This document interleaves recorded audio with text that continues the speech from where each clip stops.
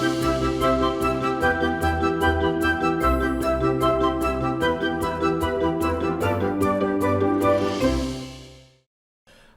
आप देख रहे हैं मनी 9। मैं हूं संदीप ग्रोवर। हेलो मनी 9, मेरा सवाल है में आपका बहुत बहुत स्वागत है। बाजार से शुरुआत करें तो बाजार में हम देख रहे हैं कि आज भारी उतार चढ़ाव, भारी उठापटक देखने को मिल रही है और इनफैक्ट पिछले कुछ मिनटों में अगर आप देखें तो बाजार में गिरावट तेज होती हुई दिखी है। इनफैक्ट हमने 24,000 का जो की लेवल है निफ्टी पर वो भी तोड़ा है। बावजूद इसके कि यूएस के मार्केट्स में हमने देखा कल रिकॉर्ड ऊंचाई पर जाकर क्लोजिंग देखने को मिली। कमोडिटी प्राइसेस में भी गिरावट देखने को मिली जिसमें कच्चा तेल भी शामिल है। उसके बावजूद भारतीय बाजारों में ये जो गिरावट देखने को मिली या फिर जो उतार चढ़ाव देखने को मिल रहा है उस पर अब बाजार में कैसे रणनीति बनानी चाहिए, इन सब पर बातचीत करने के लिए हमारे साथ एक खास मेहमान मौजूद हैं। हेम सिक्योरिटीज की सीनियर रिसर्च एनालिस्ट आस्था जैन जी हमारे साथ कार्यक्रम में शामिल हो रही हैं। आस्था जी, आपका बहुत बहुत स्वागत है। और इनफैक्ट आज का दिन बहुत खास है, वो इसलिए क्योंकि बाजार के सामने बहुत सारे फंडामेंटल सवाल हैं, तो उसका जवाब देने के लिए आपसे बेटर कोई नहीं हो सकता। तो बहुत बहुत स्वागत है आपका मनी 9 पर ma'am. Thank you Sandeep ji.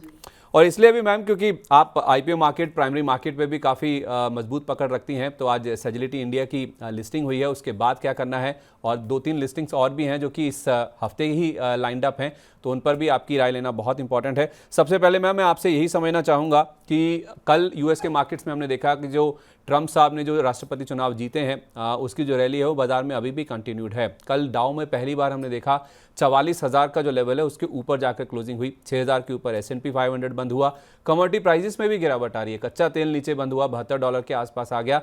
उसके बावजूद हमारे मार्केट्स में बॉटम बनने के जो संकेत हैं फिलहाल नहीं नजर आ रहे हैं। कैसे रीड कर रही हैं मैम आप, क्या फिर से एक डीकपलिंग थ्योरी शुरू हो गई है बाजार में? देखिए संदीप जी, डीकपलिंग इसलिए हुई है क्योंकि मार्केट्स में और स्पेशली इंडियन मार्केट्स में दो मुख्य कारण अभी प्ले कर रहे हैं। सबसे पहले हमारे नतीजे अच्छे नहीं आ रहे हैं। जो इंडियन इनकॉर्पोरेशन नतीजे पेश कर रही है दूसरी छमाही वित्तीय वर्ष, अगर मैं यहाँ पे 2025 की बात करूं तो वो नतीजे तो बढ़िया नहीं है। तो वो एक मेजर कारण है। दूसरा मुख्य कारण है कि फंड्स का फ्लो चाइना की तरफ डाइवर्ट हुआ है। बिल्कुल हम देख रहे हैं ग्लोबल मार्केट्स अभी बढ़िया मजबूत स्थिति में है, लेकिन इंडियन मार्केट्स के खुद के फंडामेंटल्स थोड़ा सा डावाडोल स्थिति में अभी है और उसकी वजह से मार्केट में हमें करेक्शन देखने को मिल रही है। जैसे जैसे नतीजे आते जा रहे हैं और बड़े बड़े दिग्गज कंपनियों के नतीजे आ रहे हैं, वैसे वैसे मार्केट्स थोड़ा निराश ज्यादा हो रहा है। कल एशियन पेंट एक एक्सीडेंट की तरह हमने देखा कि हुआ, क्योंकि बहुत जो नतीजे थे उनसे अच्छी उम्मीद थी और नतीजे उम्मीद के मुताबिक बिल्कुल भी नहीं थे। नतीजों से ज्यादा अभी जो कमेंट्री आ रही है वो भी बहुत ज्यादा अच्छी नहीं आ रही है। तो मेरे हिसाब से ये जो मार्केट्स हैं अभी थोड़े वीक और रहेंगे, और इसीलिए अभी मैं तो निफ्टी में थोड़ा यही एक्सपेक्ट कर रही हूँ कि थोड़ी सी गिरावट और आ सकती है। तो नई खरीदारी के लिए थोड़ा और पेशेंटली अभी वेट करें और फिर नई खरीदारी के मौके जरूर बनेंगे लोअर लेवल पे, लेकिन हाल फिलहाल में थोड़ा सा रुकना चाहिए क्योंकि थोड़ी गिरावट और आ सकती है। थोड़ा वेट करना चाहिए, नतीजे उस तरह से नहीं आ रहे जैसे बाजार ने एक्सपेक्ट किया था, तो बाजार में गिरावट थोड़ी सी बढ़ती हुई नजर आ सकती है। तो उस लिहाज से थोड़ा सा वेट कर ले, ज़्यादा बेटर है। कल का एक्सीडेंट था एशियन पेंट्स और आज हम देख रहे हैं ब्रिटानिया में उसी तरह का एक्सीडेंट हुआ है। 5.5% के आसपास की कमजोरी अभी भी देखने को मिली है। तो एक चिंता का विषय है नतीजे, जो कि अर्निंग्स हैं वो बाजार की उम्मीद के मुताबिक नहीं है। और दूसरी चिंता का विषय, जैसे मैम आपने कहा कि एफआईएस की जो बिकवाली है, जो विदेशी निवेशक भारतीय बाजारों से बिकवाली कर रहे हैं, वो एक और चिंता का विषय है। इसमें दो चीज़ें हैं। एक तो 31 दिन से लगातार बिकवाली हो रही है, जो कि अब तक का सबसे लंबा अगर आप देखेंगे तो दौर है एफआईएस का, अब तक का जब से उन्होंने भारतीय बाजारों में एंट्री की है तब से। और दूसरी बात पॉजिटिविटी उसमें ये देख सकते हैं मैम कि परसों का अगर आप लास्ट डे का आंकड़ा देखेंगे तो 4,000 करोड़ से ज़्यादा की बिकवाली थी। उससे पहले दिन का देखेंगे तो 3,000 करोड़ से ज़्यादा, और कल भी हमने देखा 2,000 करोड़ रुपए से ज़्यादा।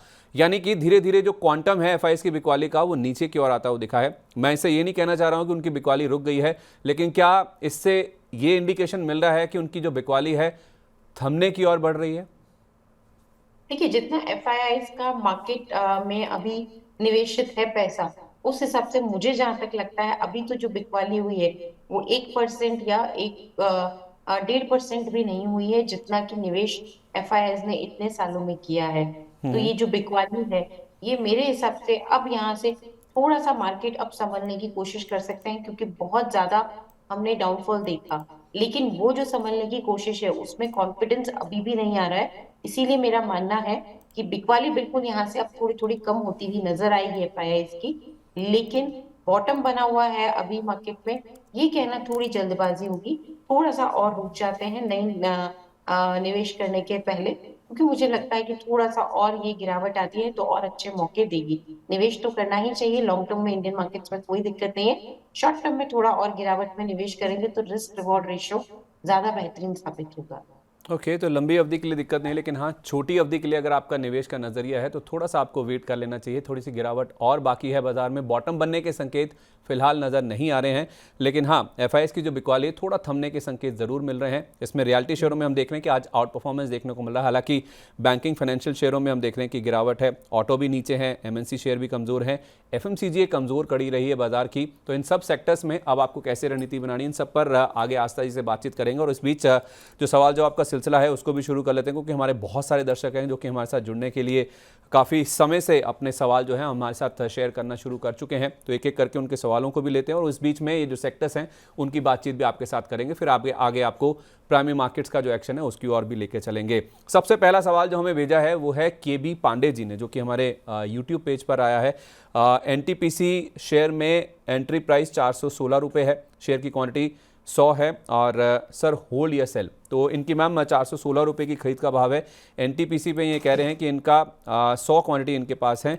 अब ये जानना चाहते हैं कि इस गिरावट में एनटीपीसी के शेयर को होल्ड करें या फिर इसमें बिकवाली कर दें, क्योंकि शेयर गिरकर आ चुका है 385 रुपये पर। इसमें एक थॉट जो मुझे लगता है कि हर कोई जो खरीदारी कर रहा था वो इसीलिए कर रहा था कि एनटीपीसी ग्रीन एनर्जी का आईपीओ आ सकता है और उस शेयर होल्डर कोटा में एक रिजर्वेशन पाने के लिए या फिर जगह हासिल करने के लिए एनटीपीसी के शेयर में खरीदारी हो रही थी, जिस वजह से हमने देखा था कुछ दिन पहले शेयर 450 रुपये के आसपास तक भी गया था, लेकिन अब ये 385 पर आ गया है। जिनके पास 416 का रखा है उनको क्या करना है? देखिए अभी तो होल्ड ही करना है। ये काउंटर एक ऐसा काउंटर है जिसमें कि लॉस बुक नहीं करना चाहिए, क्योंकि लॉन्ग टर्म प्रोस्पेक्ट्स आए हैं, लॉन्ग टर्म प्रोस्पेक्ट्स इसमें बढ़िया है। और लॉन्ग टर्म में ये वापस से कॉस्ट प्राइस जो हमारे यहाँ पे व्यूअर की है उतना मुझे लगता है दिखाते हुए आराम से नजर आएगी। तो अभी थोड़ा सा पेशेंस टेस्ट हो रहा है, तो होल्ड करिए इस काउंटर को, लॉस बुक करके अभी ना निकलें। स्टॉप लॉस के तौर पे जो लेवल बढ़िया लग रहा है वो 350 का है, तो 350 के स्टॉप लॉस के साथ एनटीपीसी को लंबे समय के लिए होल्ड कर लें। पहला टारगेट जो ये काउंटर अब हमें दिखाता हुआ नजर आएगा वो 400 410 का रहेगा, लेकिन उसके ऊपर अगर ये काउंटर निकला तो फिर और बढ़िया तेजी आएगी जो इसको 430 से 445 तक ले जा सकती है। लेकिन समय सीमा थोड़ी बढ़ा दीजिए, मेरे हिसाब से 3 से 4 महीने समय सीमा रखिए और होल्ड करिए। ठीक है, 3 से 4 महीने आप होल्ड कीजिए। इसको आप 350 रुपये का स्टॉप लॉस लगा के इसमें बने रह सकते हैं। लॉस बुक नहीं करना है एनटीपीसी के शेयर में, ये राय फिलहाल निकल के सामने आ रही है। राजीव कुमार जी ने अपना सवाल भेजा है, वो कह रहे हैं आप दोनों को गुड आफ्टरनून सर, आपको भी गुड आफ्टरनून, आपका दिन बहुत शुभ हो।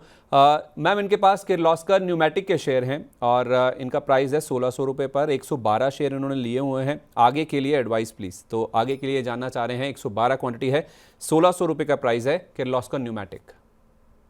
देखिए किर्लोस्कर न्यूमेटिक की बात करें तो डेफिनेटली ये शेयर अच्छी तेजी में बना हुआ है, लेकिन शॉर्ट टर्म में थोड़ा सा वीक दिखा रहा है। 1530 ये स्टॉप लॉस लगा के अभी तो पोजीशन को होल्ड करें। मुझे लगता है ये वापस से तेज हो जाएगा काउंटर, दिक्कत आएगी नहीं। तो 1530 के स्टॉप लॉस के साथ होल्ड करने की सलाह ये काउंटर पे है, लेकिन एक दायरे में भी ये घूमता हुआ नजर आएगा जो कि 1500 से 1735 के बीच में रहेगा। ठीक है, तो 1530 रुपये का स्टॉप लॉस लगा के इसमें भी आप बने रहिए, ये राय फिलहाल निकल के सामने आ रही है। मैम अभी आप थोड़ी देर पहले ही कह रही थी कि थोड़ा रुकना चाहिए, शॉर्ट टर्म के जो इन्वेस्टर्स हैं उनको वेट करना चाहिए, मार्केट में थोड़ी गिरावट और आ सकती है। हमारे एक दर्शक हैं जितेंद्र राज पुरोहित जी, उन्होंने बोला है कि सर जी 5 लाख रुपए, जीरोस हैं तो थोड़ा सा कंफ्यूज हो रहा हूँ, मुझे लग रहा है 5 लाख रुपए वो कह रहे हैं कि मैं इन्वेस्ट करने हैं, 5 साल के लिए शेयर बता दीजिए। 4-5 शेयर वो जानना चाह रहे हैं, 5 लाख रुपए का उनके पास कॉर्पस है। तो लॉन्ग टर्म वाला आप कह रही थी कि लॉन्ग टर्म में ऐसी कोई दिक्कत वाली बात नहीं है, तो अभी भी शुरू कर सकते हैं। तो जिनको लॉन्ग टर्म के लिए खरीदारी की शुरुआत करनी है मैम, उनके लिए 4-5 अच्छे शेयर, 5 लाख रुपए का कॉर्पस जिसके पास है उसके लिए। देखिए एल&टी पहले नंबर पे रखिए, दूसरे नंबर पे एचडीएफसी बैंक रखिए, और तीसरे नंबर पे चाहे तो आईटी मेजर इन्फोसिस रख सकते हैं। तो ये 2-3 स्टॉक्स मुझे काफी पसंद आते हैं। और मेरे हिसाब से चौथे नंबर पे फिर हम चाहे तो वापस से बैंकिंग क्षेत्र की ही कंपनी आईसीआईसीआई बैंक भी रख सकते हैं। तो ये 3-4 काउंटर मुझे काफी पसंद आते हैं, यहाँ पे एक एक्सपोजर लिया जा सकता है। तो आपने कहा ma'am L&T, HDFC bank, Infosys और चौथा नाम आपने बताया एसबीआई का, राइट? यही 4 स्टॉक्स हैं। ICICI bank. आईसीआईसीआई बैंक का, ठीक है मैम। तो चौथा ICICI का। हाँ, प्लीज़ मैम, प्लीज़ कुछ कह रही थी आप। चौथा नंबर पे आईसीआईसीआई बैंक रखा जा सकता है। ठीक है, तो पहला नाम हो गया एल&टी का, दूसरा एचडीएफसी बैंक, तीसरा इन्फोसिस और चौथा नाम है आईसीआईसीआई बैंक का। तो इनमें आप चाहें तो राजपुरोहित जी अपनी खरीदारी कर सकते हैं। लॉन्गर टर्म का आपका व्यू है, आपके पास 5 लाख रुपए आपने बताए हैं। तो ये 4 स्टॉक्स हैं जो कि आप अपनी लंबी अवधि की खरीदारी की लिस्ट में शामिल कर सकते हैं। इनको आप पोर्टफोलियो के तौर पर बना सकते हैं।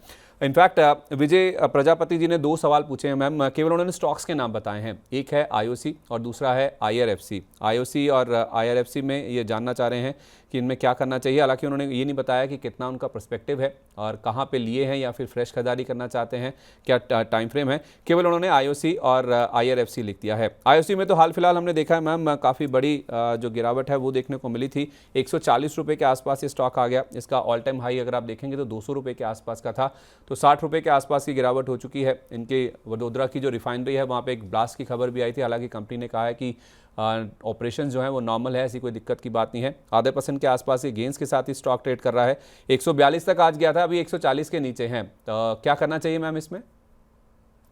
देखिए, आईओसी लॉन्ग टर्म के लिए बढ़िया कैंडिडेट है। 130 के स्टॉप लॉस के साथ अभी तो होल्ड करने की सलाह रहेगी। इनिशियल टारगेट इसमें 153 का रखा जा सकता है। ठीक है, तो इसमें फ्रेश खरीदारी भी कर सकते हैं मैम? जी, अभी फ्रेश खरीदारी के लिए ये सेट नहीं हुआ है। मुझे लगता है फ्रेश खरीदारी 138 135 की जोन में की जा सकती है। ठीक है, आईआरएफसी पे भी अपना व्यू दे दीजिए मैम। 146 के आसपास है अभी, आज 1.25% के आसपास की गिरावट है। डे लो के आसपास ये स्टॉक ट्रेड करता हुआ नजर आ रहा है और 229 रुपये का इसका ऑल टाइम हाई है, 52 वीक हाई है। और वहाँ से गिरता गिरता अब ये 150 रुपये के भी नीचे आ गया है। तो जिनके लिए फ्रेश खरीदारी का जो गिरावट का वेट कर रहे थे मैम, उनके लिए भी राय दीजिएगा। और मान लीजिए किसी के पास रखा हुआ है ऊपर के भाव का 180-200 रुपये के आसपास का, उन दोनों तरह के निवेशकों के लिए राय दीजिए। देखिए, जिनके पास ऊपर के भाव का रखा हुआ है वो भी अपनी पोजीशन को बनाए बनाए रख सकते हैं स्टॉप लॉस के साथ, जो कि तकरीबन अभी तो आ रहा है 130 का। बड़ा स्टॉप लॉस रखना हो तो 115 का भी रखा जा सकता है। लेकिन अपसाइड में ये बार बार रेसिस्टेंस भी फेस कर रहा है, जो कि 160 162 के स्तर पे है। अगर इसको अच्छी तेजी बनानी है तो ये रेसिस्टेंस 160 62 का पार करना जरूरी है। उसके बाद ही इसमें तेजी अच्छी बनेगी, जो इसको 180 तक लेके जाएगी। ठीक है, तो मैम आपने आईआरएफसी की बात करी है, पीएसयू नेम है।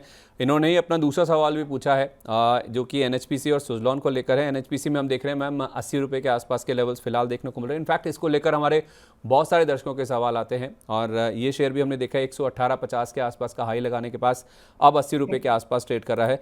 बीता एक महीना अगर आप देखेंगे तो 11% के आसपास ये शेयर गिर चुका है। 6 महीने में भी गिरावट ही है। हालांकि इस साल अगर आप देखेंगे तो ओवरऑल करीब 22% के आसपास के गेंस हैं, एक साल में करीब 55% के आसपास की तेजी है। लेकिन पिछले 1-2 महीने जैसे ही एफआईएस की बिकवाली शुरू हुई उसके बाद से हम देख रहे हैं कि सेंटीमेंट जैसे ही बाजार का खराब हुआ है, इन शेयरों की काफ़ी ज़्यादा पिटाई होती हुई दिखी, खासतौर पे जो पीएसयू शेयर्स हैं।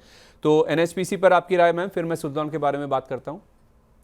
एनएचपीसी पे राय होल्ड की है 73 के स्टॉप लॉस के साथ। तो अगर किसी ने लिया हुआ है तो होल्ड करें, नई एंट्री ना करें। 73 का स्टॉप लॉस लगा ले। ऊपर में एक बार 86 का लेवल क्रॉस हुआ तो 91 तक जाने की भी कोशिश कर सकता है ये काउंटर। ठीक है, सुजलॉन पे भी मैम हम देख रहे हैं कि पिछले एक महीने में करीब 20% के आसपास का फॉल आ चुका है। हालांकि 6 महीने में देखेंगे तो जिस तरह की रैली स्टॉक ने दिखाई थी, अभी भी आपको करीब 50-55% के आसपास के गेंस नजर आएंगे। लेकिन 86 रुपये का इसका रिसेंट हाई था। अब जैसे आप चार्ट में देख भी पा रहे हैं, 86 रुपये के हाई से अब ये गिरता हुआ 60 रुपये के आसपास आ गया। तो बहुत सारे लोग हैं जिन्होंने 86 का लेवल देखा है, वो 60 रुपये के आसपास सोच रहे हैं क्या इसमें फ्रेश खरीदारी कर सकते हैं। और इनफैक्ट बहुत सारे लोग ऐसे भी हैं जो कि ऊपरी लेवल पे भी फंसे हुए हैं, 70 75 80 रुपये के आसपास। तो दोनों तरह के निवेशक मैम जो कि हाई लेवल पे फंसे हुए हैं और जो फ्रेश एंट्री के बारे में सोच रहे हैं 60 रुपये के आसपास, उन दोनों तरह के निवेशकों के लिए आपकी राय दीजिए। फ्रेश एंट्री अभी ना करें, 55 के आसपास करें सबसे पहले तो। जो ठीक 60 है, के आसपास लेना चाहते हैं उनको 55 के आसपास लेने की सलाह है। और दूसरी तरफ जिसने लिया हुआ है उसके पास कोई ऑप्शन नहीं है, उसको होल्ड ही करना पड़ेगा स्टॉप लॉस के साथ, जो कि तकरीबन अभी तो 50 के स्तर पे आ रहा है। तो 50 के स्तर का स्टॉप लॉस लगा के होल्ड करें, नई बाइंग 55 पे करें। टारगेट इसमें 67 का रखें। ठीक है, टारगेट 67 का हो सकता है, होल्ड कर सकते हैं। मैम पावर शेयरों की बात चली रही है तो हमारे एक दर्शक हैं, उन्होंने टाटा पावर को लेकर भी सवाल पूछा है, उन्होंने आईओसी पे भी पूछा है और उसके साथ साथ एक स्टॉक और जो उन्होंने पूछा है वो है टाटा मोटर्स का। ट्रेंट आईओसी और टाटा मोटर्स के बारे में जानना चाह रहे हैं, माफ़ कीजिए टाटा पावर नहीं, टाटा मोटर्स के बारे में। टाटा मोटर्स भी हमने देखा है मैम काफ़ी ज़्यादा करेक्ट हुआ है, इनके मंथली सेल्स के नंबर्स भी उतने अच्छे नहीं रहे हैं, इनके अगर आप ओवरऑल रिजल्ट्स भी देखेंगे तो उतना अच्छे नहीं रहे हैं। हालांकि स्टॉक ने नंबर्स के बाद रिएक्शन कल पॉजिटिव साइड पे दिया था। तो टाटा मोटर्स में मैम बहुत सारे लोग हैं जिन्होंने 1000 के ऊपर के लेवल्स देखे हैं, अभी ये स्टॉक 800 रुपये के भी नीचे आता है वो दिखा है, आज भी करीब 2.5% के आसपास की गिरावट है। क्या ये गिरावट लंबी चलने वाली है मैम? देखिए, टाटा मोटर्स अभी अपने क्रूशियल सपोर्ट पे खड़ा है, लेकिन 780 का अगर ये सपोर्ट पकड़ता नहीं है तो फिर ये गिरावट जो आपने बोला थोड़ा सा और बढ़ सकती है, और नेक्स्ट लेवल जो ये काउंटर दिखाता हुआ नजर आएगा वो 720 का रहेगा। तो टाटा मोटर्स में अभी थोड़ी गिरावट लग रही है और इसमें भी नई एंट्री नहीं करनी है। इनफैक्ट अगर क्रूशियल सपोर्ट होल्ड नहीं करता 785 का, तो हाई प्रोबेबिलिटी है कि नीचे में वापस से 720 तक के लेवल दिखाता हुआ नजर आए ये काउंटर। ठीक है, तो श्वेता जी हैं हमारी दर्शक जिन्होंने ये सवाल पूछा है मैम, उन्होंने आईओसी और ट्रेंड को लेकर भी पूछा है। आईओसी को लेकर तो श्वेता जी बातचीत हो चुकी है, हमने पहले भी इसकी चर्चा की है और मैम ने जवाब दे भी दिया है। अब बचता है आपका ट्रेंड, इसको लेकर ये पूछना चाह रही हैं कि क्या इसको एक्यूमुलेट कर सकते हैं। ट्रेंड में भी मैम हमने देखा है कि काफ़ी अच्छे गेंस बने थे और पिछला एक महीना आप देखेंगे तो स्टॉक के लिए थोड़ा सा खराब रहता है, वो दिखा है 20% के आसपास का फॉल आ चुका है। 8300 के आसपास के इसने हाइस लगाए थे मैम, अभी ये 6640 रुपये के आसपास है। क्या करना चाहिए मैम? 6 महीने में तो इसमें गेंस ही नज़र आ रहे हैं, अगर आप इस साल का रुझान देखेंगे तो अभी भी आपको 2 गुना से ज़्यादा के रिटर्न बन रहे हैं, बावजूद हायर लेवल से ही 20% करेक्ट हो चुका है। तो ट्रेंड में ये जानना चाह रही हैं कि जो करेक्शन हुआ है उसके बाद क्या आप धीरे धीरे खरीदारी शुरू कर देनी चाहिए? देखिए, ट्रेंड में मेरे हिसाब से खरीदारी शुरू करेंगे ना, तो उसके लिए बढ़िया लेवल है 7125 का। मान के चलिए अभी 7125 तो थोड़ा सा लंबा लगता है, लेकिन 6820 का मानिए पहला।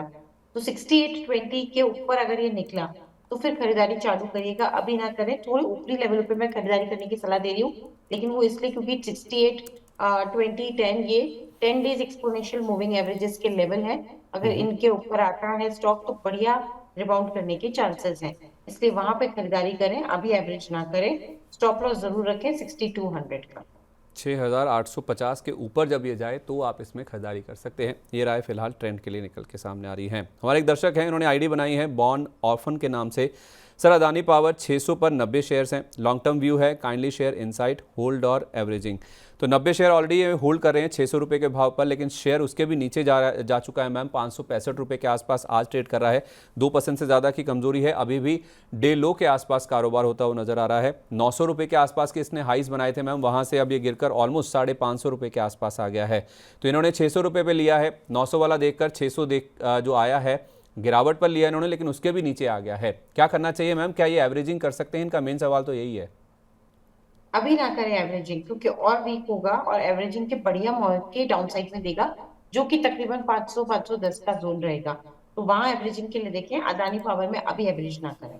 ठीक है, तो अदानी पावर में फिलहाल एवरेजिंग ना करें, थोड़ा और यहाँ पे गिरावट देखने को मिल सकती है। मैम, काफ़ी सारे लोगों के मन में सवाल ये भी है कि एफआईएस की भले ही बिकवाली हो रही है, यूएस के मार्केट रिकॉर्ड हाई पे हैं, और दूसरी बात कमोडिटी प्राइसेस भी गिर रहे हैं। हमारे लिए क्रूड एक बहुत बड़ा फैक्टर है जो कि भारी पैमाने पे इंपोर्ट होता है इंडिया में, 85% हम अपनी रिक्वायरमेंट का इंपोर्ट करते हैं। और कल भी हमने देखा इंटरनेशनल मार्केट में जिस तरह से डॉलर में सर्ज आया है, उसका हमारी करेंसी पे नेगेटिव साइड पे इंपैक्ट जरूर देखने को मिला है। हम रिकॉर्ड लो के आसपास कारोबार कर रहे हैं, 84 के ऊपर है रुपया डॉलर के सामने, लेकिन क्रूड जिस तरह से हल्का हुआ उसके बावजूद भी हमारे मार्केट्स में उसका एक जो रिस्पाइट है वो नहीं देखने को मिल रहा है। क्या बाकी फैक्टर्स हावी हो रहे हैं, या जो क्रूड का फैक्टर है वो हमारे लिए अब उतना अहम, उतना इंपॉर्टेंट नहीं रहा? देखिए, क्रूड का फैक्टर इतना इम्पोर्टेंट नहीं रहा, देखा जाए तो कुछ एक साल में 65 और 85 ये जो दो रेंजेस हैं, इसी में हमें क्रूड घूमता हुआ नजर आ रहा है। इनफैक्ट अभी भी क्रूड इतना कोई तेजी में नहीं था, फिर भी इंडियन मार्केट्स फॉल किए हैं। तो वो साफ साफ दर्शाता है कि ये जो फॉल है ये ग्लोबल फैक्टर्स नहीं, प्योरली इंडियन फैक्टर्स जिसमें इंडिया इनके नतीजे हैं उससे ड्राइव हो रहा है। तो मेरे हिसाब से अभी तो इसमें फॉल और आना बाकी है अदानी पावर में। ठीक है। तो मैम क्रूड से लिंक जो स्टॉक्स हैं उसमें ओएनजीसी हैं जिसके रिजल्ट्स भी आए हैं। रिजल्ट्स हालांकि उम्मीद से बेटर आए हैं, लेकिन दिक्कत की बात इनके नंबर्स में यही है। हम आपको एरोज में दिखाने की कोशिश भी करेंगे किस तरह के इनके नंबर्स आए हैं, लेकिन दिक्कत की बात यह, जैसे आपने कहा मैम, कि क्रूड एक रेंज में फंसा हुआ है, उस वजह से इनके जो रियलाइजेशंस हैं, यानी कि जो पर बैरल ये क्रूड की बिक्री करते हैं उस पर इनको जो कमाई होती है उसमें हमने देखा है कि कमी देखने को मिली। भले इनके रेवेन्यू 7% बढ़कर आए हैं अगर आप दूसरी तिमाही में देखें, लेकिन इनका जो मुनाफा है वो 39% घटता हुआ दिखा है। 16,000 करोड़ रुपए से ज़्यादा का मुनाफा था, वो घटकर साल दर साल आप देखिए 10,000 करोड़ रुपए के भी नीचे आता हुआ दिखा है। तो मैम नंबर्स तो ठीक ठाक रहे हैं, कोई ऐसी दिक्कत की बात नहीं है, लेकिन रिलेशंस की वजह से इनके मुनाफे पे डेंट आया है। और जिस तरह से क्रूड के प्राइजेस हैं $72 के आसपास, ओएनजीसी पर आपकी राय? ओएनजीसी की बात करें तो राय तो अभी भी इसमें भी थोड़ी सी वीक आ रही है, क्योंकि ये डाउन और लग रहा है। डाउन साइड इसमें जो ओपन अप हुआ है वो 235 तक की लेवल तक का हुआ है। तो मेरे हिसाब से अभी इसमें भी रुक जाना चाहिए, वेट नहीं करना चाहिए। और ये काउंटर नीचे में 235 टू 40 के लेवल्स पे मिले तो वहां पे फिर देखा जा सकता है बाइंग के लिए। ठीक है, तो थोड़ा वेट करना चाहिए। और इसके अलावा मैम हिंदुस्तान कॉपर भी है, क्योंकि जब कमोडिटी कीमतों की बात आई है तो हिंदुस्तान कॉपर में भी आज हम देख रहे हैं कि 0.25% के आसपास की गिरावट है। इनके भी रिजल्ट्स अगर आप देखेंगे तो आपको रिजल्ट्स अच्छे नजर आएंगे। इनफैक्ट ग्रोथ काफ़ी अच्छी दिखाई इन्होंने, रेवेन्यूज़ की बात करें चाहे आप मुनाफे की बात करें, लेकिन जो सर्ज आया है, जो मुनाफे में ग्रोथ आई है या रेवेन्यूज़ जो बढ़े हैं, वो बाजार उम्मीद के मुताबिक नहीं रहे। बाजार मान रहा था कि शायद और अच्छे रिजल्ट्स इनके देखने को मिल सकते हैं। आप देखिए इनकी 36% के आसपास रेवेन्यूज़ बढ़कर आए हैं, मुनाफा 100 करोड़ रुपए के पार जाता वो दिखा है, 67% की ग्रोथ यहाँ पे देखने को मिली है। लेकिन उसके बावजूद भी बाजार खुश नहीं है। देखिए स्टॉक करीब 0.25% आपको नीचे नजर आएगा, 271 रुपये 81 पैसे के आसपास है, क्योंकि इनके मार्जिन्स में थोड़ा सा डेंट देखने को मिला है। 32% के आसपास के मार्जिन थे, वो घटकर 29% पर पहुंचते हुए दिखे हैं। तो उससे बाजार को निराशा लगी, और वैसे भी जो नंबर्स आए हैं उतनी ग्रोथ नहीं है जैसा बाजार एक्सपेक्ट करके चल रहा था। आज स्टॉक ने एक बार तेजी दिखाने की कोशिश करी मैम, 279 का लेवल भी पार किया था, अभी ये 272 रुपये के भी नीचे आता हुआ दिखा है। तो मैम जो वेट कर रहे थे गिरावट आने का, इन नतीजों को देखकर क्या आप राय देंगी इनमें फ्रेश खरीदारी करने की? नतीजों को देख के तो नहीं राय रहेगी कि फ्रेश खरीदारी करें, लेकिन बहुत सारे ऐसे भी रहते हैं व्यूअर्स और ट्रेडर्स जो कि ऑलरेडी लिए हुए रहते हैं पोजीशन में। उनको क्या करना है, उन्हें अभी रुकना है हिंदुस्तान कॉपर में स्टॉप लॉस के साथ 230 के स्तर पर। ठीक है, 230 रुपये के स्टॉप लॉस के साथ आप चाहें तो स्टॉक में बने रह सकते हैं। आईटीआई को लेकर हमारे एक दर्शक हैं रवि सदन कर्माकर जी, उन्होंने अपना सवाल पूछा है। उनके पास आईटीआई के 500 शेयर हैं, 200 रुपये का उनका वो प्राइस है, वो कह रहे हैं, और सुजलोन के 900 शेयर हैं, 79 रुपीज़ का प्राइस है उनका। तो सुजलोन पर तो कर्माकर साहब हमारी बातचीत हो चुकी है, आप थोड़ा सा वीडियो को पीछे जाकर देखेंगे तो आपको उसका जवाब मिल जाएगा।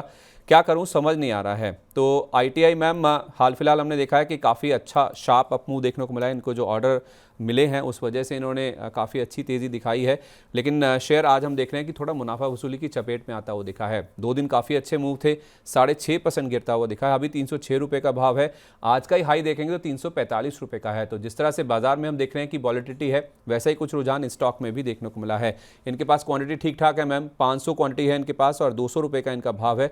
मुनाफा हो रहा है, इन्होंने 384 का भाव भी देखा है। हालांकि इन्होंने ये नहीं बताया कि कब इन्होंने लिए थे, लेकिन 384 रिसेंटली इसने अपना 52 वीक हाई टच किया था। तो उस लिहाज से देखा जाए तो 307 के आसपास क्या करें मैम, मुनाफा बुक कर लें या अभी रुकें? मेरे हिसाब से थोड़ा सा मुनाफा वसूल कर ले, क्योंकि वो बेटर एक स्ट्रेटेजी रहेगी। अभी जिस तरह का आज का फॉल आया है, ये दर्शाता है कि ये फॉल आगे भी कंटिन्यू हो सकता है। और नीचे में जो अब हमको नेक्स्ट लेवल दिखा सकता है ये काउंटर, वो 280 तक के रहेंगे। तो इसलिए मेरे हिसाब से अभी जो आया है उसमें मुनाफा वसूल करें।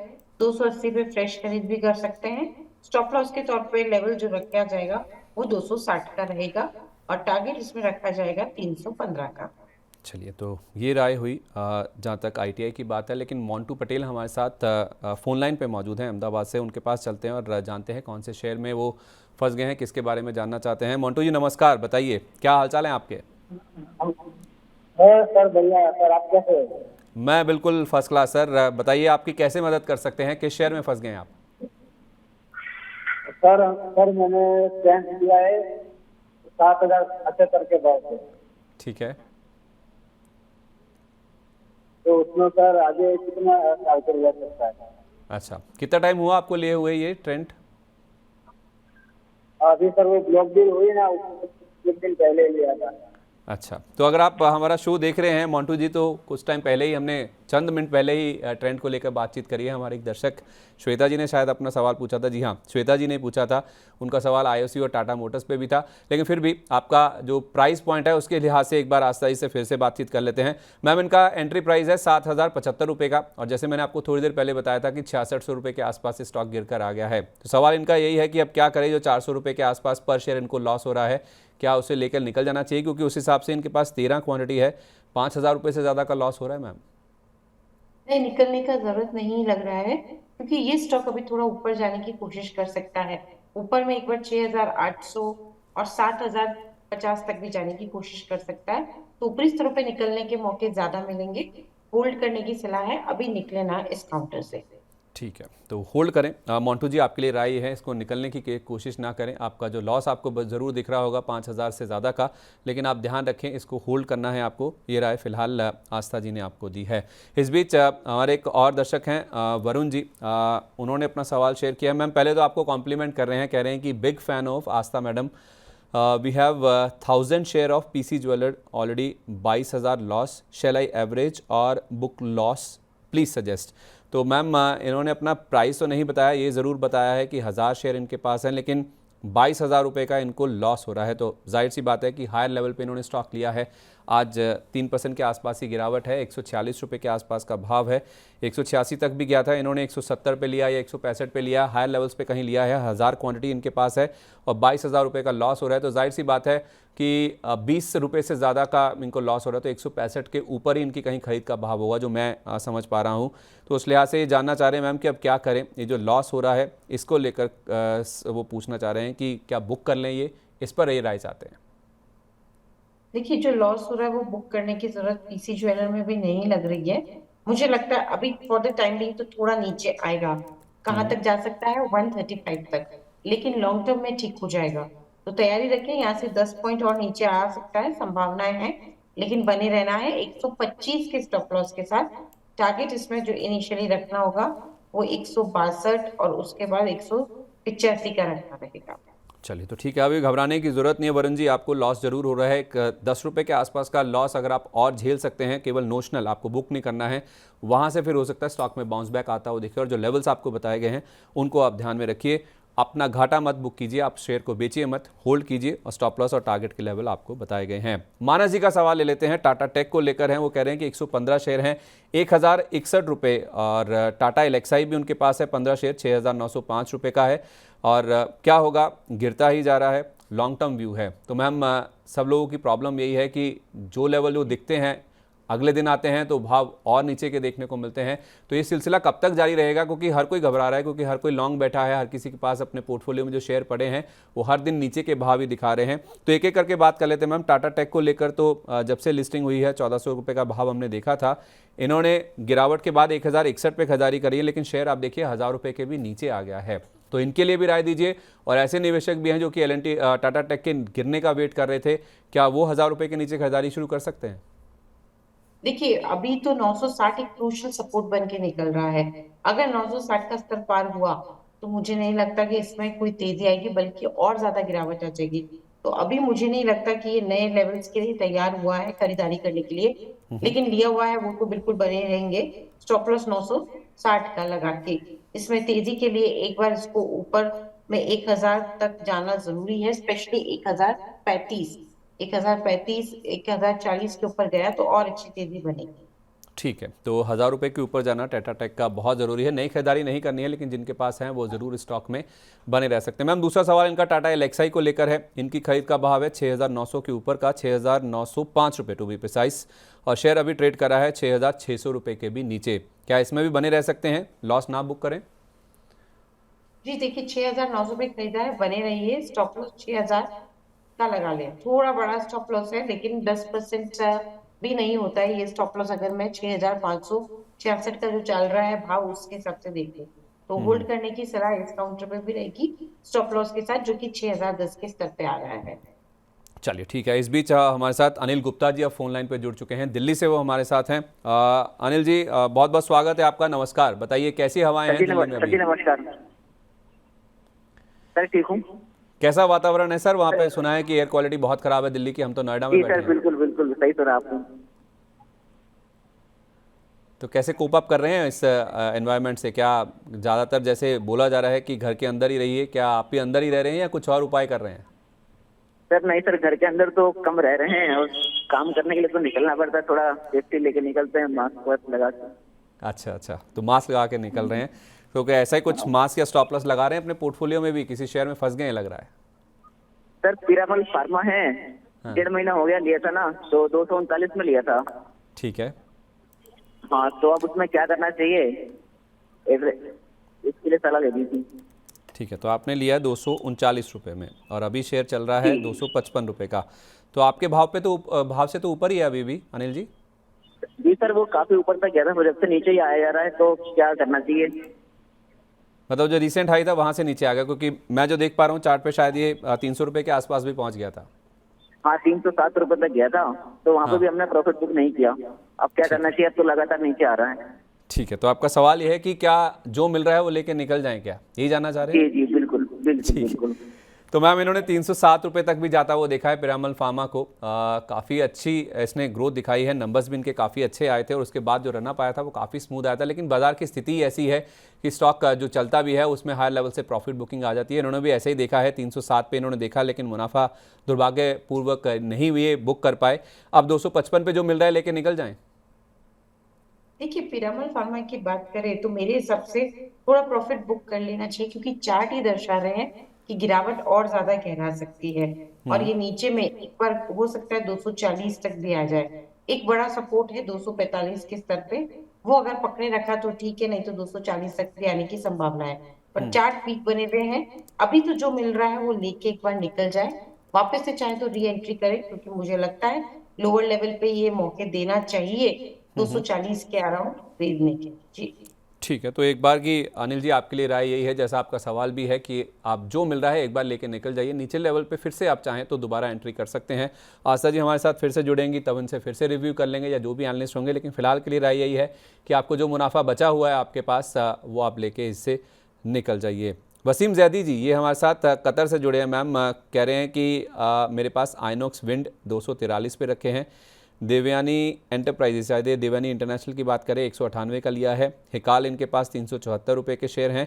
क्या करूं, लॉस बुक करूं या होल्ड करूं? तो पहले एक एक करके बात कर लेते हैं। आइनॉक्स विंड मैम इन्होंने 243 पे लिया है और शेयर अभी 203 रुपये के आसपास है। 40 रुपये का लॉस है। हालांकि इन्होंने अपनी क्वांटिटी नहीं बताई है कि कितनी है इनके पास, लेकिन 40 रुपये का लॉस हो रहा है आइनॉक्स विंड में। क्या बुक कर लेना चाहिए या रुकना चाहिए अभी? रुकना चाहिए स्टॉप लॉस के साथ, जो कि तकरीबन 175 के लेवल पे आता है। एक बार तेजी के लिए इसको 230 का स्तर पार करना बहुत जरूरी है। 230 एक ऐसा लेवल है जहाँ पे बार बार आके ये रेसिस्टेंस फेस करता है, तो 230 का स्तर पार हुआ तो और तेज हो जाएगा, 260 तक जाएगा तो रुक जाइए पोजीशन में, और स्टॉप लॉस जो मैंने दिया है उस स्टॉप लॉस के साथ पोजीशन में कंटिन्यू करिए। तो जैदी साहब पहला सवाल आपका था आइनॉक्स विंड को लेकर, इसमें आप बने रहिए। आपका स्टॉप लॉस का लेवल होना चाहिए 175 रुपये का। दूसरा नाम आपने बनाया देवयानी एंटरप्राइजेज यानी कि देवयानी इंटरनेशनल का। 198 पे इन्होंने लिया है मैम। 222 रुपये तक ये शेयर गया था, गिरावट पे लिया है इन्होंने, लेकिन वो और गिर गया वहाँ से। आप देखिए रिसेंट जो टॉप बना था 222 के आसपास का, वहाँ से अब ये गिर के 171 रुपये के आसपास पहुँच गया। आज भी करीब 2.25% के आसपास की गिरावट आपको नजर आएगी। तो 198 वाला 171 172 पर आ गया। इसको भी होल्ड करने की राय देंगे या इससे निकल जाए? देखिए, देवयानी इंटरनेशनल के चार्ट इतने खराब नहीं है, तो होल्ड किया जा सकता है ये काउंटर। पर ये बात जरूर है कि ये कुछ दिनों तक एक दायरे में घूमता हुआ नजर आएगा, जो कि 165 से 181 के स्तर पे बन रहा है, लेकिन फिर भी होल्ड किया जा सकता है। और स्टॉप लॉस जो पोजीशन पे रहेगा वो 155 का रहेगा। 155 का स्टॉप लॉस लगा के देवयानी इंटरनेशनल में भी आप बने रह सकते हैं। तो ये तो दो स्टॉक्स हो गए जिनमें इनको लॉस हो रहा था। तीसरा नाम है मैम हिकाल का। 374 रुपये इन्होंने खरीद का भाव बताया है और आज ये शेयर 371 372 के आसपास है। तो इस शेयर में इनको ज़्यादा लॉस नहीं हो रहा। इनफैक्ट कल की अगर आप क्लोजिंग देखें 376 की थी तो 2 रुपये के आसपास का मुनाफा था, लेकिन आज ये घाटे में तब्दील होता हुआ दिख रहा है, क्योंकि 1.5% के आसपास की गिरावट आज स्टॉक में दिख रही है। तो 374 वाला हिकल इनके पास है, या हाइकल जिसे लोग बोलते हैं। 371 के आसपास क्या करें इस पे भी? देखिए, 371 के आसपास है, अभी चल रहा है ये काउंटर। होल्ड करेंगे। बहुत बड़े सपोर्ट और जिसे हम मल्टीपल सपोर्ट बोलते हैं वो 330 के स्तर पे आ रहे हैं, तो बहुत कम चांसेस हैं कि ये 330 के स्तर को तोड़ेगा। तो होल्ड करने की सलाह है 330 के स्टॉप लॉस के साथ। एक बार ऊपर में 390 का क्रॉस हुआ लेवल तो 410 तक, और उसके बाद 415 तक भी ये नजर आएगी रैली बनता हुआ। ठीक है, तो 390 का लेवल पार होना बहुत इंपॉर्टेंट है एकल के लिए। उसके बाद फिर 400 रुपये के जो लेवल्स हैं वो भी पार होते हुए नजर आ सकते हैं, और जो टारगेट आपको बताए गए हैं उसका आप ज़रूर जैदी साहब ध्यान रख के चलिए। अब चलते हैं जयपुर, वहाँ समझते हैं किस तरह का मूड माहौल है। हमारे साथ अभिषेक जी फ़ोन लाइन पर मौजूद हैं। अभिषेक जी नमस्कार, स्वागत है आपका मनी लाइन पर। नमस्ते सर, नमस्ते। कैसा टेम्परेचर है सर वहाँ पे? क्या सर्दी की शुरुआत होगी जयपुर में? जी सर, बिल्कुल हल्की फुल्की है, ज़्यादा नहीं है सर अभी। तो पंखे चलने बंद हुए अभी या नहीं? चल रहे हैं सर थोड़े बहुत। अरे तो रात के पंखे, समय बंद कर देते, दिन में चलते हैं। अच्छा रात को बंद हो जाते हैं, यानी कि सुबह शाम की ठंड है वहाँ पे। जी सर। चलिए, लेकिन मुझे- हमें तो शायद अभी इसका सौभाग्य प्राप्त नहीं हुआ है सर, क्योंकि दिल्ली एनसीआर में अभी भी हम देख रहे हैं कि जो मूड माहौल है थोड़ा गर्मी का ही है। आप बताइए आपके पोर्टफोलियो के किस तरह के हाल हैं, क्या जानना चाह रहे हैं आप? Sir shipping corporation of India के बारे में जानना था सर मेरे को। सर एवरेज सेट करते करते मैं 275 पे ले आया, तो 275 259 शेयर था, तो अपन इसका क्या फ्यूचर देखते हैं, क्या देखें मतलब। तो एवरेज करते करते आप 275 पर लाए हैं। जी सर। तो कहाँ पे आपने खरीदारी शुरू कर दी थी? 333 भी थी सर फर्स्ट बाई में भी। अच्छा, तो खरीदते खरीदते 250 से ज़्यादा शेयर हो गए आपके पास, और आप 275 रुपये के 259 शेयर हो आसपास, गए सर। 259 शेयर हो गए और 275 रुपये की आपकी एवरेज बाइंग प्राइस है। बताइए अब क्या जानना जी चाहते सर। हैं? जी बिल्कुल, देखिए शिपिंग कॉर्पोरेशन की बात करें तो सबसे पहले नतीजे तो बढ़िया आए हैं, नतीजों में कोई तकलीफ नहीं है, बेहद शानदार नतीजे ही हम मानेंगे। अब हम चार्ट्स की बात करें तो इन्होंने एवरेज किया है, अब और एवरेज करने का जरूरत नहीं है, जो किया हुआ है उसको होल्ड करेंगे। स्टॉप लॉस मल्टीपल सपोर्ट्स बने हुए हैं 180 के स्तर पे, तो 180 के स्टॉप लॉस के साथ थोड़ा बड़ा है स्टॉप लॉस, लेकिन उसके नीचे जाने के चांसेस बेहद कम है। अपनी पोजीशन को कंटिन्यू रखिए। एक बार 245 का स्तर पार हुआ तो 270 74 के भी लेवल में ये काउंटर दिखाता हुआ नजर आएगा। चलिए, तो ये राय है फिलहाल जहाँ तक एससीआई यानी कि शिपिंग कॉर्पोरेशन ऑफ इंडिया की बात है। लेकिन इसके बाकी शेयर्स भी अगर आप देखेंगे शिपिंग स्पेस से जो जुड़े हुए हैं, चाहे आप ग्रेट ईस्टर्न शिपिंग की बात करें उसमें भी 4.5% की गिरावट है, गुजरात पिपावाव है, गार्डन रीच है, इसमें भी 2% के आसपास की गिरावट। तो पूरा शिपिंग सेक्टर अगर आप देखेंगे तो आज आपको कमजोरी के साथ ही कारोबार करता हुआ नजर आएगा। विजय प्रजापति जी, इन्होंने अपना पहले भी सवाल शेयर किया था जिसमें इन्होंने आईओसी, आईआरएफसी, एनएचपीसी, सुजलॉन को लेकर अपना सवाल पूछा था। अब इन्होंने, मैं अपना जो सवाल पूछा है थोड़ा सा कंफ्यूजिंग लग रहा है मुझे, अगर आप मेरी मदद कर पाएं। इन्होंने लिखा है एचडीएफसी फर्स्ट बैंक, और कुछ भी नहीं लिखा है, केवल 3 नाम इन्होंने लिखे हैं। अब मैं इसको एचडीएफसी बैंक समझूं या फिर आईडीएफसी फर्स्ट बैंक समझूं? मैं मानता हूं कि दोनों शेयरों के बारे में शायद ये जानना चाह रहे थे, तो आप एचडीएफसी बैंक और आईडीएफसी फर्स्ट बैंक दोनों पे अपनी राय दीजिए। हालांकि जब आपने पोर्टफोलियो बनाने की बात कही थी तो आपने एचडीएफसी बैंक का जिक्र उस समय भी किया था। जी बिल्कुल, देखिए सबसे पहले आईडीएफसी फर्स्ट बैंक की बात करें, ये दायरे में घूमता हुआ नजर आएगा 59 से लेके 70, यानी कि मोटा मोटी 60 से लेके 70 के बीच में, पर बने रहना है इस काउंटर में 58 के स्टॉप लॉस के साथ। आईडीएफसी फर्स्ट बैंक में ऊपर में पूरी कोशिश रहेगी इसकी कि एक बार 75 तक के लेवल्स ये छूने की कोशिश करें, तो आप चाहें तो वो लेवल आते हैं तो वापस पोजीशन को रिव्यू कराएं। एचडीएफसी बैंक तो जैसा कि हमने बोला ये है, ये पोर्टफोलियो में रखने जैसा काउंटर है, अच्छा लगता है, होल्ड करना है इस काउंटर को बेहिचक होके स्टॉप लॉस के साथ, जो कि तकरीबन अभी आ रहा है 1610 के स्तर पे। बड़ा स्टॉप लॉस है 1610 का, यहाँ से 100 रुपए नीचे का दे रही हूँ क्योंकि मैं पॉजिटिव हूँ इस काउंटर में लॉन्ग टर्म में। शॉर्ट टर्म में कोई भी छोटा स्टॉप लॉस दिया तो ट्रिगर होने के चांसेस बेहद मजबूत रहते हैं, स्ट्रॉन्ग रहते हैं, इसलिए बड़े स्टॉप लॉस के साथ इस काउंटर को होल्ड करेंगे। टारगेट इसमें अभी तो इनिशियली मुझे लगता है एक बार 1720 तक के रखे जा सकते हैं। चलिए, तो ये तो बात हुई एचडीएफसी बैंक और आईडीएफसी फर्स्ट बैंक की। इस बीच हमारे साथ काफ़ी सारे दर्शक हैं जो कि फ़ोन लाइन पे भी जुड़ रहे हैं, अपने सवाल हमारे साथ हमारे यूट्यूब पेज पे तो शेयर कर ही रहे हैं। अब हमारे साथ उत्तराखंड से कौशल त्रिपाठी जी फ़ोन लाइन पर जुड़ गए हैं। कौशल जी, बहुत बहुत स्वागत है आपका मनी लाइन पर। नमस्कार। नमस्कार सर। बताइए क्या जानना चाहते हैं सर? सर ओला इलेक्ट्रिक के शेयर लिए थे मैंने, 1800 शेयर है मेरे पे, लगभग 1600 सॉरी। अच्छा सर एवरेज इसका तो 93 है, ठीक है।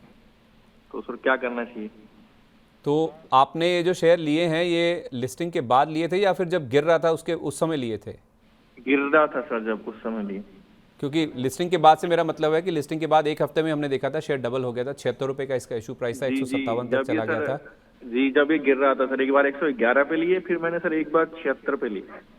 एवरेज अच्छा। करने की कोशिश की थी लेकिन डाउन ही हो रहा है। तो 76 रुपये पर लेके भी आपका एवरेज बन रहा है 93 रुपये का। जी सर। ठीक है, क्या व्यू के साथ आपने लिया था कि लंबा होल्ड करेंगे, क्योंकि जितनी हाँ भी सर, ईवी वाली लॉन्ग स्टोरी टर्म है, के लिए लिया है। हाँ क्योंकि ये लॉन्ग टर्म की स्टोरी है तो उस लिहाज से आपके पास व्यू लंबा है। ये अच्छी बात है कि ओला इलेक्ट्रिक में भले ही इन्होंने ऊपर के भाव पे लेना शुरू कर दिया था मैम, 76 पे भी लिए हैं, लेकिन इनका एवरेज 93 रुपये का है और शेयर अभी भी 76 रुपये का जो इशू प्राइस है उसके नीचे ही ट्रेड कर रहा है, 74.5 रुपये का लेवल है। क्या राय देंगी आप मैम, इसको होल्ड करना चाहिए क्या? देखिए संदीप जी, सबसे पहले अभी पिछले सवाल में जो एचडीएफसी बैंक में मैंने टारगेट्स दिए थे वो मैं थोड़ा रेक्टिफाई करना चाहती हूँ। गलती से मैंने शायद 1700 समथिंग के 1720 दिए, बोला पर था आपने। हाँ ये बिल्कुल नहीं है ये टारगेट, क्योंकि उतना तो चल ही रहा है। इसमें जो लॉन्ग टर्म टारगेट है वो 1900 के हैं, तो मैं ठीक है। माफी मांगती हूँ, वो थोड़ा स्लिप ऑफ टंग हुआ है। अरे मैम 1900 के कोई ऐसी टारगेट बात ही यहाँ नहीं पे है। एचडीएफसी बैंक की बिल्कुल नहीं, व्यूअर्स को बिल्कुल यहाँ पे कोई कंफ्यूजन नहीं होना चाहिए, मेरा यही प्रयास रहता है। तो 1900 के long term targets HDFC bank में रहेंगे। अब दूसरी तरफ ओला इलेक्ट्रिक की बात करें, देखिए वैसे ये काउंटर ठीक था लेकिन बहुत नेगेटिव न्यूज फ्लो आने लगा और उसकी वजह से ये थोड़ा वीक होता गया। अभी होल्ड ही कर लीजिए सर, क्योंकि बड़े लेवल पे खरीदा हुआ है, लेकिन इनिशियली तेजी में ये 85 तक जा सकता है, इतना अनुमान अभी लग रहा है। जब एक बार 85 तक आए तो वापस से पोजीशन को आप रिव्यू करा लीजिएगा। और क्योंकि आपके 93 पे लिए हुए हैं जो हमारे व्यूअर हैं, तो मेरे हिसाब से लॉन्ग टर्म में ये 90 तक भी जा सकता है, प्रोवाइडेड अब इसमें न्यूज फ्लो खराब नहीं आए और नतीजे ठीक ठाक आए। तो अभी तो होल्ड करने की ही सलाह है। क्या स्टॉप लॉस बताया मैम आपने इसमें? स्टॉप लॉस मैंने अभी तक इसमें बताया नहीं है, अभी इसमें स्टॉप लॉस तो 70 का रखा जा सकता है, वहां तक मुझे लगता है कि एक बढ़िया सपोर्ट बनता है। चलिए जी ठीक है, ये राय है फिलहाल हमारे दर्शक जो हैं कौशल त्रिपाठी, उनके लिए 70 रुपये के आसपास के लेवल तक जब तक ये स्टॉक बना हुआ है, जब तक वो लेवल नहीं टूटता है तो 90 रुपये तक आने की इसमें गुंजाइश नज़र आती है। तो उसके बाद आप चाहें तो त्रिपाठी साहब इसमें एक बार फिर से अपनी जो राय है उसको दोबारा से रिव्यू कर लीजिएगा, दोबारा से आप अपना सवाल पूछ लीजिएगा या फिर हमारे यूट्यूब पेज पर शेयर कर दीजिएगा, हम आपका सवाल लेने की कोशिश करेंगे। लेकिन फिलहाल के लिए, क्योंकि बहुत सारे हमारे और भी दर्शक हैं जो कि ओला इलेक्ट्रिक को लेकर काफ़ी ज़्यादा लालायित है, जिन्होंने 157 का हाई देखा है मैम, उनके लिए 75 रुपये के आसपास का जो लेवल है ऑलमोस्ट आधा हो चुका है शेयर वहाँ से। तो बड़े लोगों के सवाल आते हैं कि क्या इसमें अब खरीदारी शुरू कर देनी नहीं चाहिए। तो जिनको भी खरीदना है वो 70 रुपये का जो लेवल है उसको ज़रूर ध्यान में रखकर अपनी जो पोजीशन है उसको बिल्ड करके चलें। अभी तक के लिए चार्ट्स पे 90 के लेवल नज़र आ रहे हैं, उसके बाद अगर 90 का लेवल आ जाएगा फिर आप चाहें तो इसको एक बार रिव्यू भी करके चल सकते हैं।